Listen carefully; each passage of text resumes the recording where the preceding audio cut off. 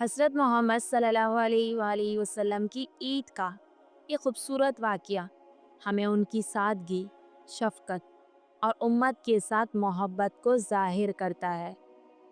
عید کے دن کا واقعہ۔ ایک مرتبہ عید کے دن مدینے کی گلیوں میں بچے خوشی سے کھیل رہے تھے۔ سب نے نئے کپڑے پہنے تھے اور خوشی سے جھوم رہے تھے۔ نبی کریم صلی اللہ علیہ وآلہ وسلم جب عید کی نماز کے بعد گھر جا رہے تھے تو راستے میں ایک بچہ نظر آیا جو اداس بیٹھا تھا۔ اس کے کپڑے پھٹے ہوئے تھے اور چہرے پر مایوسی تھی۔ پیارے نبی صلی اللہ علیہ وآلہ وسلم اس کے قریب گئے اور شفقت سے پوچھا، بیٹے تم کیوں اداس ہو؟ باقی بچے تو خوشی منا رہے ہیں۔ بچے نے روتے ہوئے جواب دیا، میرا کوئی نہیں ہے، میرے والد جنگ میں شہید ہو چکے ہیں، ماں غریب ہے، میرے پاس نئے کپڑے بھی نہیں، اس لیے میں عید کی خوشی نہیں منا سکتا۔ یہ سن کر نبی کریم صلی اللہ علیہ وآلہ وسلم کا دل بھر آیا۔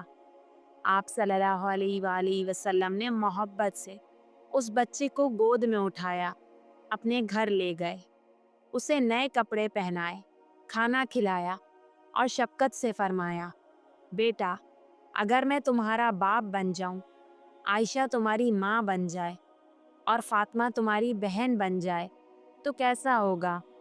بچہ خوش ہو گیا اور کہنے لگا، یا رسول اللہ صلی اللہ علیہ وآلہ وسلم، پھر تو میری عید سب سے بہترین ہوگی۔ یہی نبی کریم صلی اللہ علیہ وآلہ وسلم کی محبت اور رحمت تھی کہ وہ نہ صرف اپنوں کے ساتھ بلکہ یتیموں اور ضرورت مندوں کے ساتھ بھی عید کی خوشیاں بانٹتے تھے۔ یہ واقعہ ہمیں سکھاتا ہے کہ ہمیں بھی اپنی خوشیوں میں غریبوں اور یتیموں کو شامل کرنا چاہیے تاکہ ہماری حقیقی عید مکمل ہو سکے۔ ویڈیو پسند آئے تو لائک اور چینل کو سبسکرائب لازمی کریے گا۔